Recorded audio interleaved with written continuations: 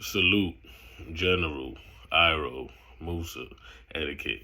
I'm affectionately referred to as General Etiquette, and I've been thinking about a variety of subject matter, but today specifically, I've been thinking about a video that I watched that was extremely informative, eye-opening, and a bit shocking, if I could be honest. Right? It was Dr. Claude Anderson, and he was talking about it was a speech he did about inappropriate behaviors in the black community.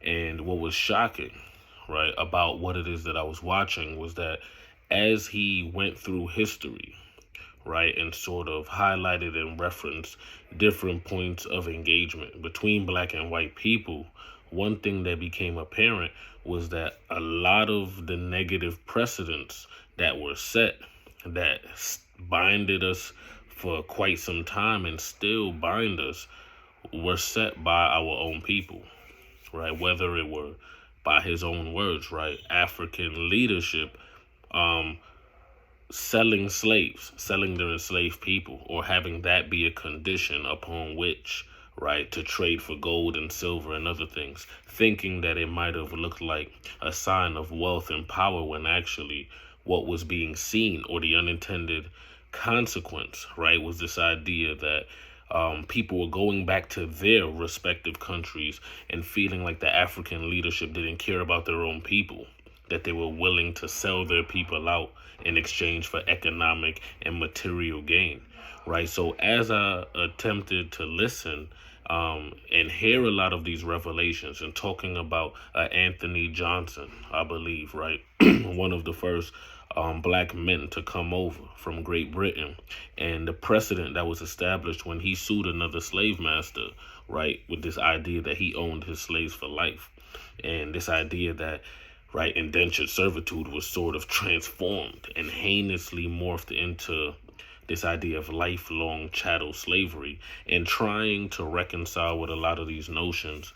I'm realizing that the best thing that we can do is realize that a lot of the negative precedents that and it's hard, right? It's hard because in this moment, right, it's difficult to say, but a lot of the negative precedents that were set, right, that were taken upon by other peoples was actually enacted and probably started, right, by one of our own, right? When we look at this idea that a lot of the slave revolts, right, that was set to take place, oftentimes there was someone that snitched in order for them to get either economic or material or social, right, gain, status, right? This idea that there has been somebody willing, right, to betray and or operate in and function in a way that didn't have the best interest of the black community at heart when they talked about Uncle Tom's Cabin,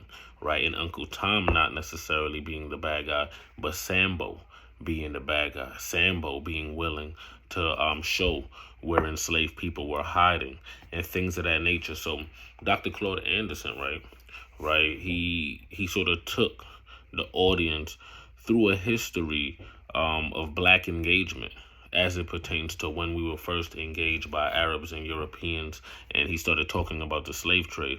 And he started talking about, right, the seemingly lack of care that the African leadership had for people of other tribal affiliations and the people, right, black people in general. And one thing that I continuously ask myself is, how do we, right, take these lessons of betrayal, right, Sambo, this idea of our leadership, right, operating and functioning in a way that's not, right, and doesn't have the best interest of the black community at heart. Like, how do we reconcile that? The fact that we have always been tribal, right? The fact that we've never sort of all, right, identified as one entire sort of blob, an entire pack, right? How does that impact us on our quest for economic, social, political, right, equality and equity? How do all of those truths about how we've always showed up and existed as people, how does that impact our ability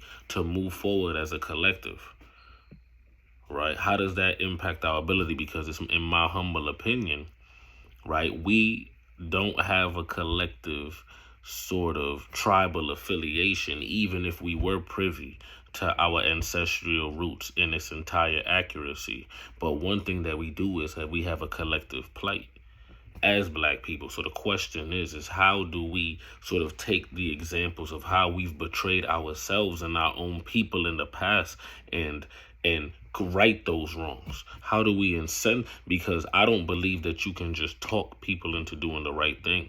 But if we use the past, right, and examples of how doing the wrong thing actually live to serve nobody correctly, right? That's how we incentivize people to do the right thing, right? So I wanted to talk about that a little bit because I'm still watching the video, right? It's long, but I wanted to get on, right? It sparked so many ideas in my head, so many thoughts in my head. Like, comment, share, subscribe. Please chime in. I'd love to hear what you think about the subject matter. I apologize if my thoughts were a little bit scattered today because, like I said, it was so much about the video and I was really trying to figure out which points I wanted to hone in on so that I could drop in the video, right, without giving everything. Like I said, it was Dr. Claud Anderson, right? Inappropriate behavior. You can look it up. I would love to know your thoughts. I would love to know how you feel we can sort of move forward without always necessarily placing the onus and blame on others. But how do we fully accept accountability, analyze, survey our behaviors in order to potentially impact a different outcome in the future, right? So please, like, comment, share, subscribe. Drop your thoughts down in the video. If it's something you'd like to hear me unpack, definitely put that in the comments. And thank you for the time it took to deliver this message. And lastly, please don't forget to salute General Iro Musa etiquette.